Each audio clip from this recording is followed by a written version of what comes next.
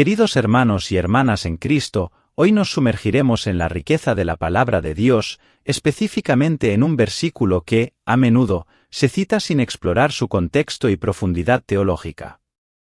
Juan 3:16 es un pasaje que resplandece como una joya en las Escrituras, pero para comprender plenamente su mensaje, debemos adentrarnos en su contexto y desentrañar la verdad que yace en sus palabras. Este versículo tan conocido nos dice: porque de tal manera amó Dios al mundo, que ha dado a su Hijo unigénito, para que todo aquel que en él cree, no se pierda, mas tenga vida eterna. Pero, ¿qué significa realmente cuando afirmamos que Dios amó al mundo? ¿Se refiere a cada individuo en la faz de la tierra sin excepción? Hoy, exploraremos la verdad detrás de Juan 3:16, desmitificando malentendidos comunes y ahondando en el contexto que revela el alcance específico del amor divino. En este mensaje, veremos que este versículo no contradice otras partes de la Biblia, sino que se integra armoniosamente en la narrativa más amplia de la elección divina y la redención selectiva. Descubriremos que el amor de Dios, lejos de ser indiscriminado, se derrama de manera extraordinaria sobre aquellos que Él ha elegido desde antes de la fundación del mundo. Así que, hermanos, preparemos nuestros corazones y nuestras mentes para explorar las profundidades de Juan 3:16 y descubrir la verdad transformadora que tiene para nosotros como creyentes. En este viaje, confiamos en que el Espíritu Santo nos guiará a una comprensión más clara y rica de la gracia redentora de nuestro Señor Jesucristo. Comencemos nuestro viaje en las Escrituras. Bueno, decimos eso porque la Biblia lo dice.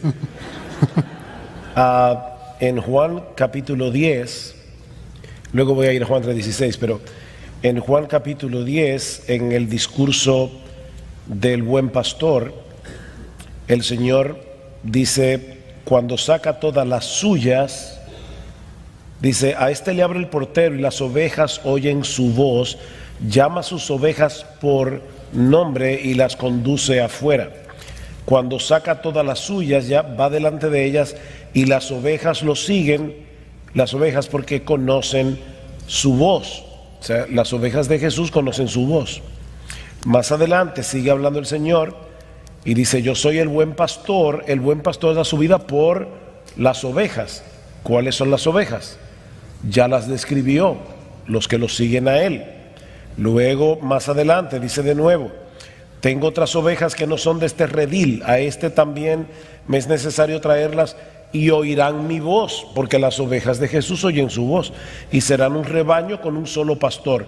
Por eso el Padre me ama, porque yo doy mi vida para tomarla de nuevo. Nadie me la quita, sino que yo la doy de mi propia voluntad. ¿Por quiénes? Bueno, seguimos leyendo. Estos judíos rebaten algo de Jesús y Él les dice en el versículo 25, os lo he dicho y no creéis. Y no creéis porque no sois de mis ovejas. Así que Cristo hace una distinción muy clara. Yo doy mi vida por las ovejas. ¿Y quiénes son las ovejas? Los que oyen mi voz. ¿Y ustedes por qué no creen? Porque ustedes no son de mis ovejas. Luego llegamos al capítulo 17 del Evangelio de Juan y el Señor dice claramente, Padre, yo ruego por ellos. ¿Por quiénes? Dice, por los que tú me diste. Yo no ruego por el mundo, dice Cristo, sino por los que me has dado, porque son tuyos. O sea, una vez más, Jesús dice, yo no ruego por el mundo. Yo no ruego por ellos, yo ruego por mis ovejas. Entonces Jesús dio su vida por sus ovejas. Efesios 5:25, maridos, amad a vuestras mujeres, así como Cristo amó a la iglesia y se entregó por ella, para santificarla. Cristo tiene una sola esposa y Él murió por ella. Ahora bien, Juan 3:16 habla de un amor de Cristo sin distinción, en el sentido de que Cristo no solo murió por los judíos, Él murió por el mundo. El tema ahí no es si Él murió por todos y cada uno de los habitantes del planeta Tierra y los que iban a habitar el planeta a través de todos los siglos. No es en ese sentido que Cristo está usando allí la palabra mundo. Cristo murió por el mundo porque Él no murió solo por los judíos, Él murió por un mundo de maldad, un sistema de maldad. O sea, el amor de Cristo es tan grande que Él murió por sus ovejas, Juan 10, pero esas ovejas pertenecían a un mundo de pecado, a un mundo de maldad. Y ahí es precisamente donde se ve el amor de Jesús. Entonces, es un amor que no distingue razas. Él murió por todos en ese sentido, por todos sin distinción de raza. Pero Cristo murió por sus elegidos. Porque si Cristo murió por todos y no todos van al cielo, entonces tenemos un problema. Porque Cristo murió por todos los pecados de todos los hombres. Ese es el argumento de John Owen en su famosa obra La muerte de la muerte en la muerte de Cristo. Él dice, ¿por cuántos pecados murió Jesús? Bueno, Él murió por todos los pecados. ¿De quiénes? Bueno, si murió por todos los pecados de todos los hombres, todos debieran salvarse porque ya Cristo pagó por todos los pecados de todos los hombres. Alguien puede decir, no, porque algunos son incrédulos. Y la incredulidad no es un pecado, es un pecado. Así que si Cristo murió por todos los pecados de todos los hombres, nadie debería ir al infierno, ni siquiera los incrédulos, porque Él murió por todos los pecados de todos los hombres y la incredulidad también es un pecado. Pero Él murió por todos los pecados de algunos hombres. Él murió por todos los pecados de sus elegidos. Ahora, cuidado. Cuando yo predico el Evangelio, yo asumo de entrada que tal vez Cristo murió por esa persona. Yo no sé por quién es Cristo murió. Así que yo voy a predicar el Evangelio a todo el mundo. Y le voy a decir, si te arrepientes de tus pecados, tú vas a ser salvo. Si tú confías en Jesús, tú vas a ser salvo. Porque ese es el mensaje del Evangelio. Yo no lo voy a decir, claro, depende de si Cristo murió por ti. No. Cristo murió en la cruz por pecadores como tú y como yo. Si tú te arrepientes de tu pecado, serás salvo. Seguro que serás salvo, porque la Biblia lo asegura. Entonces, esta creencia no mata el evangelismo. Todo lo contrario, nos anima a predicar con más confianza, porque si Jesús murió por esa persona, el Espíritu de Dios va a venir con poder y le va a aplicar el Evangelio y le va a abrir los ojos y va a venir a Cristo en arrepentimiento y fe con toda seguridad. Y eso me anima más a predicar el Evangelio. No me desanima, todo lo contrario.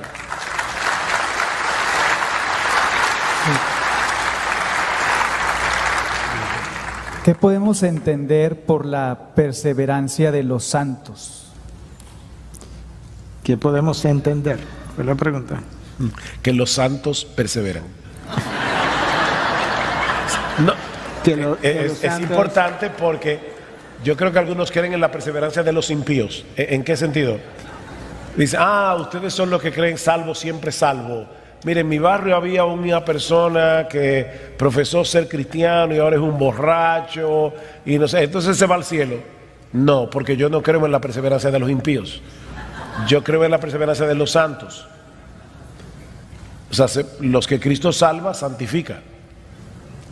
Entonces, esos que son salvos y están siendo santificados, pueden estar seguros de que van camino al cielo y de que no se perderán. Porque Jesús dice, mi Padre que me las dio, mis ovejas, es mayor que todos y nadie las puede arrebatar de las manos de mi Padre. Yo y el Padre somos uno.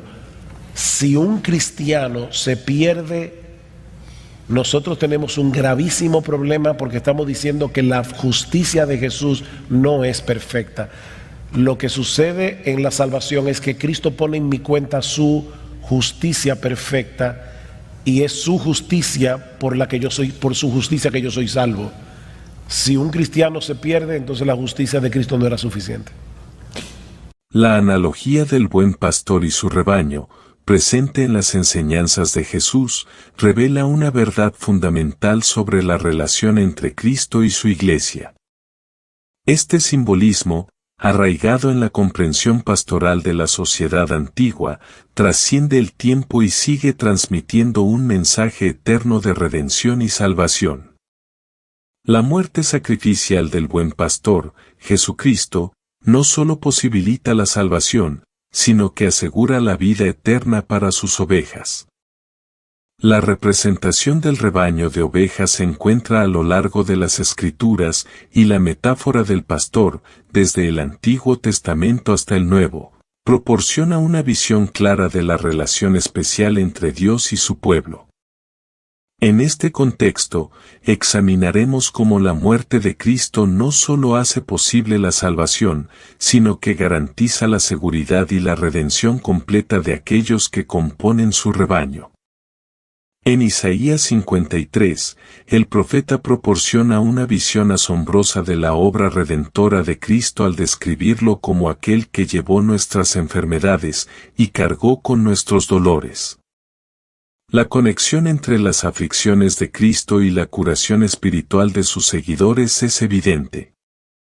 La expresión por sus heridas hemos sido sanados revela el propósito redentor de la muerte de Cristo, asegurando la restauración espiritual de su pueblo. La profecía de Isaías enfatiza que el sufrimiento de Cristo no fue accidental ni arbitrario, fue una acción deliberada y redentora para justificar a muchos. Aquí, la conexión entre la muerte del buen pastor y la salvación de sus ovejas se hace evidente. Jesús no simplemente murió para hacer posible la salvación, su muerte tenía un propósito específico y eficaz para la redención de aquellos que el Padre le dio. El Nuevo Testamento refuerza esta idea. En Mateo 1:21, se declara que Jesús salvará a su pueblo de sus pecados. La palabra salvar implica una acción activa y efectiva, no simplemente una posibilidad teórica. En Marcos 10:45, Jesús mismo declara que no vino a ser servido, sino a servir y dar su vida en rescate por muchos. La expresión por muchos destaca la intencionalidad de su sacrificio, apuntando a una redención específica y efectiva. El apóstol Pablo, en Hechos 20:28, enfatiza que la Iglesia fue comprada con la sangre de Dios, subrayando la singularidad y la exclusividad de la redención. Este acto redentor no solo cubre los pecados pasados sino que anticipa la restauración continua del pueblo de Dios. La relación entre la sangre derramada y la posesión de la Iglesia destaca la seguridad y la protección divina sobre su rebaño. El pasaje de 2 de Corintios 5:21 presenta la verdad de que Cristo, quien no conoció pecado, fue hecho pecado por nosotros.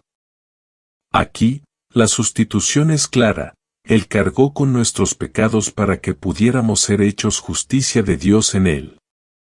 Esta obra redentora no es generalizada, es específica y personal para aquellos que son identificados como en Él a través de la fe. La analogía del esposo y la iglesia en Efesios 5 revela una dimensión más profunda de la relación entre Cristo y su pueblo. Así como los esposos deben amar a sus esposas como Cristo amó a la Iglesia, la relación exclusiva y comprometida entre Cristo y los creyentes se destaca. La entrega total de Cristo por su Iglesia para santificarla y presentarla gloriosa refleja la intención divina de una salvación completa y eterna. El mandato divino de fructificar y multiplicarse en Génesis 1 revela la intención de Dios para la expansión de la humanidad en la tierra. Sin embargo, la elección equivocada en el Edén desvió temporalmente este propósito, introduciendo el pecado y la corrupción en la naturaleza humana. Aunque la caída del hombre no tomó a Dios por sorpresa, su plan de redención sigue intacto. La multiplicación ordenada por Dios preludia no solo la propagación física sino también la multiplicación de su gracia redentora a lo largo de la historia humana. En conclusión, la analogía del buen pastor y su rebaño, respaldada por las Escrituras, ofrece una visión profunda y significativa de la relación entre Cristo y su Iglesia. La muerte de Cristo no solo posibilita la salvación, sino que asegura la redención completa y la vida eterna para sus ovejas. Este mensaje de esperanza y seguridad resuena a lo largo de las páginas de la Biblia, subrayando la intencionalidad divina de la muerte de Cristo y su compromiso con la redención de aquellos a quienes llama su propio rebaño.